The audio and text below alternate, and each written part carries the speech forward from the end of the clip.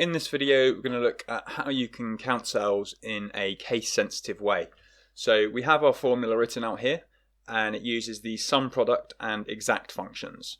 And the list of data which we're using is here. So we've got 5 names written out, just 2 names but with different cases for the first letter. So we've got Mark with a capital M here, Emma with a capital E here, and then the rest are all in lowercase.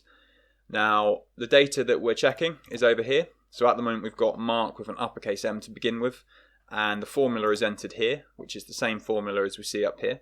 And you can see at the moment that it's looking through all of these cells here, and it's only counting this one because this is the only one with the uppercase M to begin with.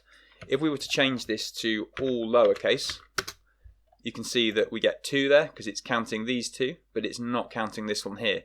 And likewise, if we were to change this to Emma, all lowercase, we would just get the 1. And if we were to put something completely different in here, let's say Lisa, we'd get 0 because obviously Lisa does not appear in this list at all. So just a simple formula to count cells in a case-sensitive way that's a really useful one to have in your toolkit. Thanks for watching this video. If you found it useful, don't forget to like and subscribe, and I'll see you in the next one.